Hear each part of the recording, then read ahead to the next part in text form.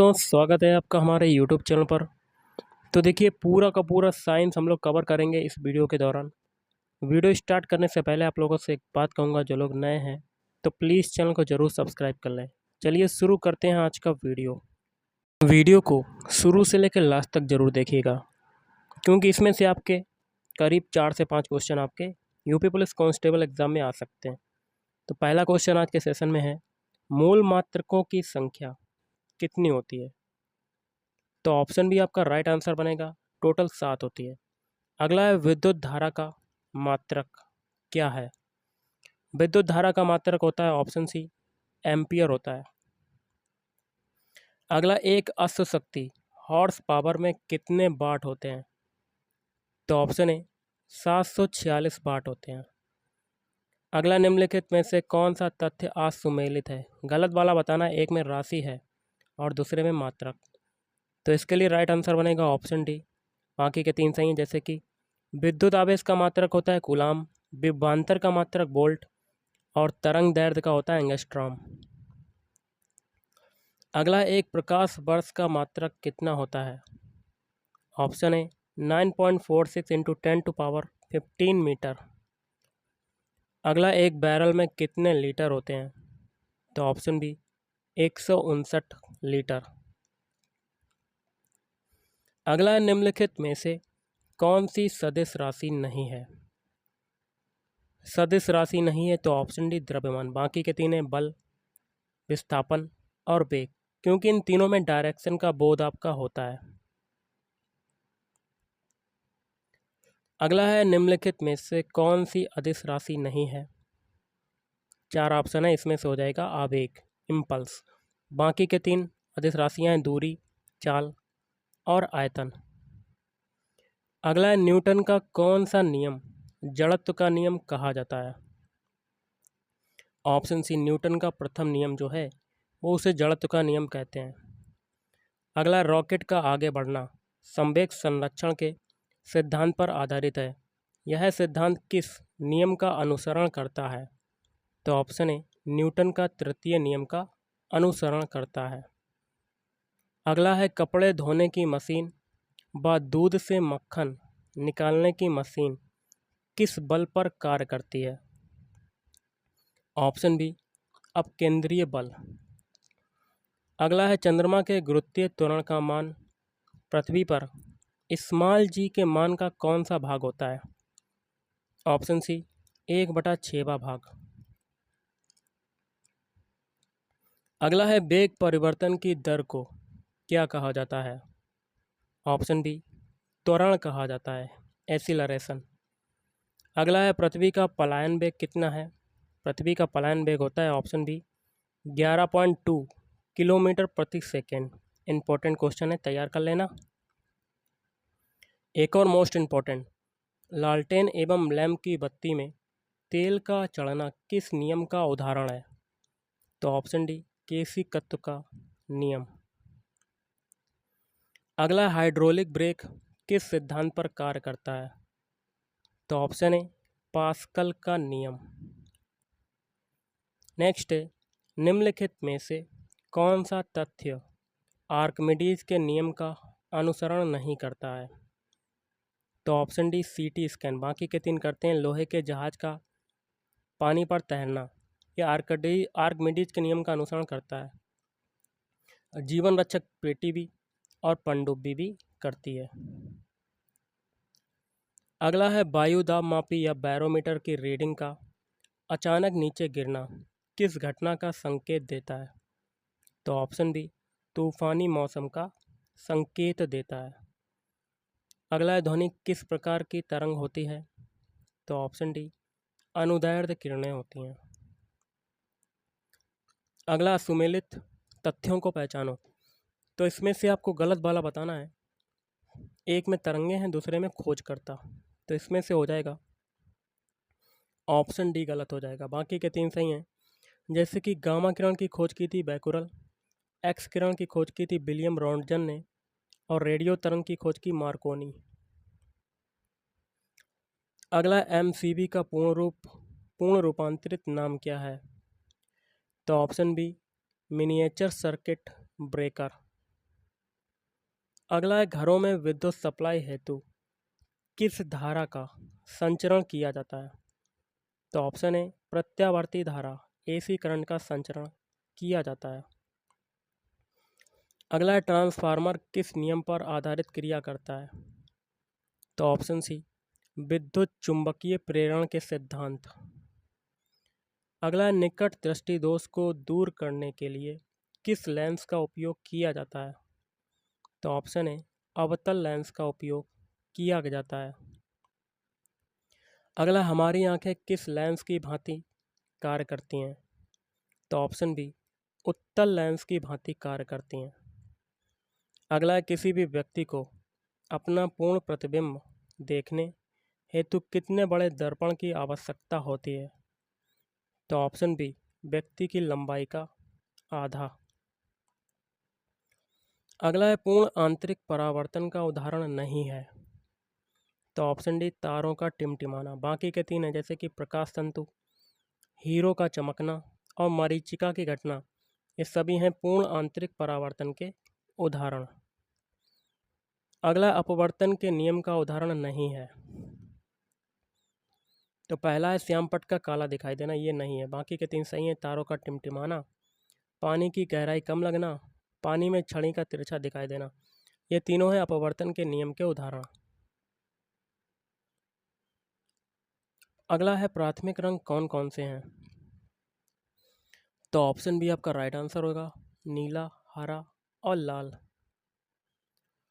अगला है सबसे कम विचलन लाल रंग में होता है जबकि सर्वाधिक विचलन किस रंग में होता है?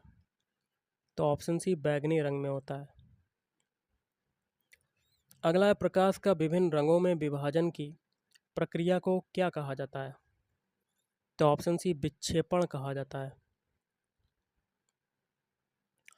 अगला असुमेलित तथ्य को बताइए, गलत वाला बताना है। तो पहला है देखिए, डायनेमो जो है यांत्रिक ऊर्जा को विद्युत ऊर्जा में बदलता है, ये सही हो जाएगा। विद्युत मोटर विद्युत ऊर्जा को यांत्रिक ऊर्जा में, बिल्कुल सही। माइक्रोफोन ध्वनि ऊर्जा को विद्युत ऊर्जा में, ये भी सही। ऑप्शन डी चेक करते हैं, मोमबत्ती प्रकाश ऊर्जा को रासायनिक ऊर्जा में, ये आपका गलत हो जाएगा। अगला है जल का घनत्व किस सेंटीग्रेड पर सबसे अधिक होता है? तो ऑप्शन बी 4 डिग्री सेंटीग्रेड पर। अगला है जल में डूबी वस्तु का पता लगाने हेतु किस यंत्र का उपयोग किया जाता है? ऑप्शन सी सोनार का प्रयोग किया जाता है। अगला है मुद्रा अथवा नोट की प्रामाणिकता जानने हेतु किन तरंगों का उपयोग किया जाता है? तो ऑप्शन बी परावैगनी तरंगों का। अगला है अवरक्त तरंगों का उपयोग नहीं किया जाता है। तो ऑप्शन डी पेट्रोल संसाधनों का पता लगाने में। बाकी के तीन में किया जाता है, रात्रि चश्मों में, टीवी रिमोट कंट्रोल में और एलईडी में अवरक्त तरंगों का उपयोग किया जाता है। अगला है किन तरंगों की भेदन क्षमता सबसे अधिक होती है? ऑप्शन बी गामा किरणों की भेदन क्षमता सबसे अधिक होती है। अगला है व्यतिकरण का उदाहरण नहीं है। तो ऑप्शन है धुएं का फैलना, ये आपका व्यतिकरण का उदाहरण नहीं है। बाकी के तीन सही हैं जैसे कि पानी की सतह पर तेल का चमकना, ये सही है। सीढ़ी पर विभिन्न रंगों का उभरना, ये भी सही है। और पानी के बुलबुलों का चमकना, ये भी आपका सही हो जाएगा। अगला है विसरण का उदाहरण नहीं है। विसरण मतलब क्या होता है? फैलाव। तो ऑप्शन बी आपका नहीं है, होलोग्राफी। बाकी के जो तीन हैं वो तो आपके हो जाएंगे। भोजन व इत्र की खुशबू का फैलना मतलब फैलाव, फैल रही है। और डायलिसिस द्वारा रक्त को शुद्ध करना, सिगरेट और अगरबत्ती की खुशबू का फैलना।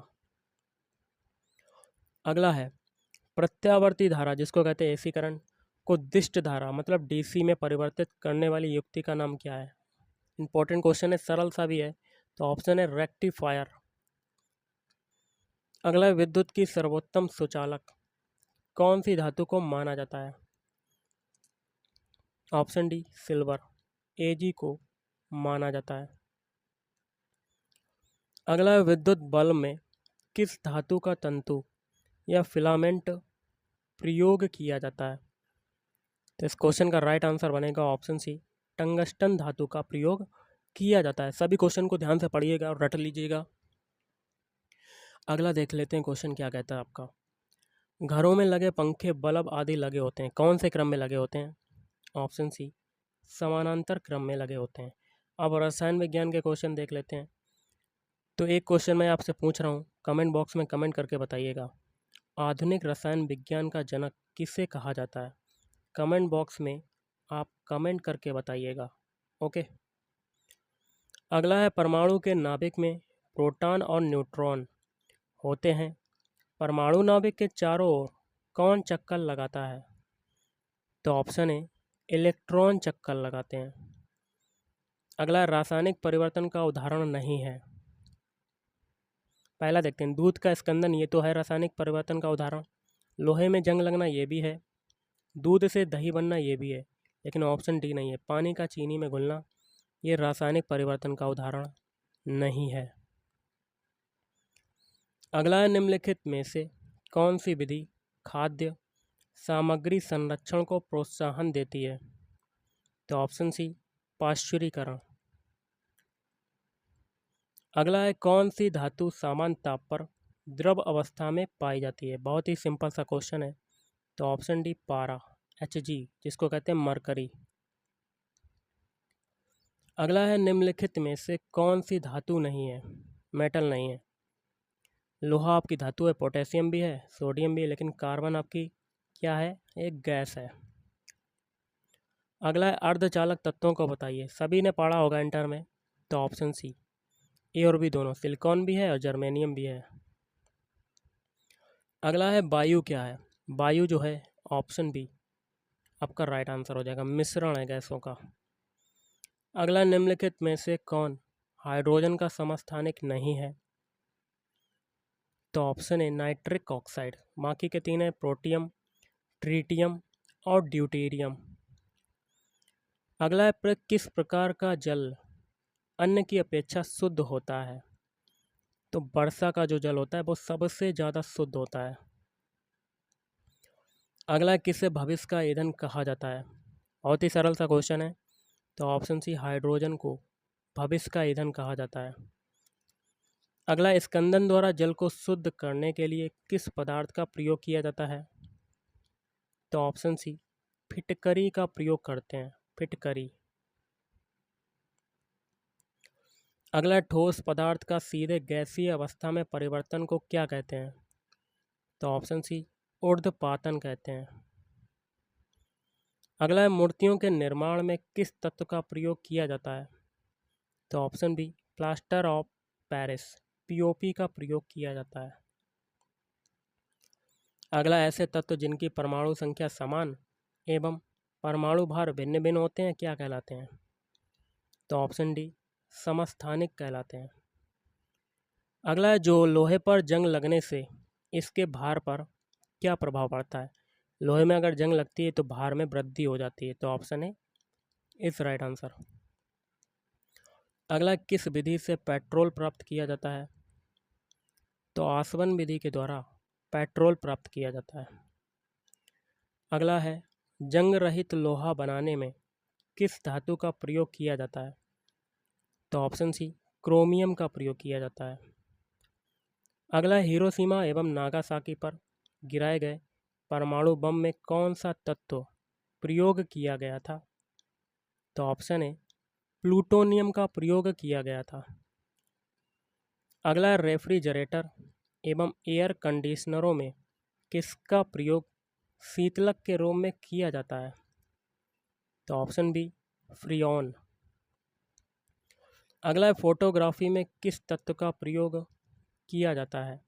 तो ऑप्शन बी, सिल्वर ब्रोमाइड का प्रयोग किया जाता है। नेक्स्ट है, गैसीय तत्वों में सबसे भारी जो तत्व है वो कौन सा है? तो ऑप्शन सी, रेडॉन, Rn। अगला, लहसुन में गंध किसके कारण उत्पन्न होती है? तो ऑप्शन सी, सल्फर के कारण उत्पन्न होती है। नेक्स्ट है, बॉक्साइट किसका प्रमुख अयस्क है? बॉक्साइट जो है, ऑप्शन बी, एल्यूमिनियम का प्रमुख अयस्क हो जाएगा, इसका सिंबल होता है Al। अगला है, सिगरेट लाइटर में कौन सी गैस प्रयोग होती है? तो ऑप्शन ए ब्यूटेन गैस प्रयोग होती है। अगला है एलपीजी में सर्वाधिक मात्रा में ब्यूटेन गैस पाई जाती है, जबकि गैस रिसाव का पता किस गैस द्वारा लगाया जाता है। तो ऑप्शन है इथाइल मरकैप्टन गैस के द्वारा पता लगाया जाता है। अगला है पेट्रोल ईंधन की क्षमता को दर्शाने वाला मात्रक क्या है। तो ऑप्शन सी ऑक्टेन संख्या। अगला है असत्य तथ्य को बताइए। तो आपको गलत वाला बताना है। तो पहला है आपका प्रथम विश्व युद्ध में यूरेनियम का प्रयोग किया गया, तो ये गलत है। बाकी के 3 सही हैं, जैसे कि नींबू में साइट्रिक अम्ल पाया जाता है, सही है। सिरके में एसिटिक अम्ल पाया जाता है, सही है। चींटियों में फार्मिक अम्ल पाया जाता है, सही है। अगला प्रोड्यूसर गैस किसका मिश्रण है। तो ऑप्शन बी कार्बन मोनोऑक्साइड और नाइट्रोजन CO+N। अगला है मोबाइल और लैपटॉप की बैटरियों में मुख्यतः किस धातु का प्रयोग किया जाता है। ऑप्शन है लिथियम गैस का प्रयोग किया जाता है, धातु का प्रयोग किया जाता है। अब जीव विज्ञान के क्वेश्चन देख लेते हैं। तो जीव विज्ञान का पहला क्वेश्चन है, जीव विज्ञान का पितामह किसे कहा जाता है। आप कमेंट बॉक्स में कमेंट करके बताइएगा कि क्या हो सकता है। सिंपल 2 क्वेश्चन आपसे पूछ रहा हूँ, आप बताइएगा। ओके। अगला है वृद्धावस्था, जिसको कहते हैं बुढ़ापा, का अध्ययन किस विज्ञान के अंतर्गत किया जाता है। तो आपका हो जाएगा ऑप्शन बी जेरंटोलॉजी के अध्ययन किया जाता है। अगला द्विनाम पद्धति के जो जनक हैं वो कौन है। तो ऑप्शन है कैरोलस लीनियस। जीन शब्द की रचना किसने की थी। जीन शब्द की रचना ऑप्शन सी जोहानसन ने की थी। अगला है अमीबा किस संघ का जंतु है। तो ऑप्शन सी प्रोटोजोआ संघ का जंतु हो जाएगा। अगला है किस जंतु को पुर्तगाल का सैनिक की संज्ञा दी जाती है। तो ऑप्शन सी फाइसेलिया। अगला है केंचुआ किस वर्ग का जंतु है। केंचुआ जो है ऑप्शन सी संघ एनिलिडा संघ का जंतु हो जाएगा। अगला है संसार का सबसे बड़ा जंतु संघ जो है वो कौन सा है। तो ऑप्शन डी संघ आर्थ्रोपोडा। अगला है चींटियों के अध्ययन को क्या कहा जाता है। चींटियों के अध्ययन को कहा जाता है मर्मिकोलॉजी कहा जाता है। नेक्स्ट है मेढक के हृदय में कितने प्रकोष्ठ होते हैं। तो टोटल ऑप्शन सी 3 प्रकोष्ठ होते हैं। अगला है मोर का वैज्ञानिक नाम क्या है। बहुत ही इम्पोर्टेंट क्वेश्चन है, सरल है। तो ऑप्शन बी पाबो क्रिस्टेसस। अगला है डॉक्टर सलीम अली किस क्षेत्र से संबंधित हैं। तो ऑप्शन सी पक्षी विज्ञानी। अगला है जीवन की आधारभूत इकाई किसे माना जाता है। तो ऑप्शन डी कोशिका को माना जाता है। नेक्स्ट है शरीर का ट्रैफिक पुलिस किसे कहा जाता है। तो ऑप्शन डी गाल्जी काय को कहा जाता है, गाल्जी काय। अगला है किसे प्रोटीन की फैक्ट्री कहा जाता है। तो राइबोसोम को कहा जाता है प्रोटीन की फैक्ट्री। अगला आत्महत्या की थैली किसे कहा जाता है। बहुत ही सिंपल सा, तो ऑप्शन बी लाइबोसोम को आत्महत्या की थैली कहा जाता है।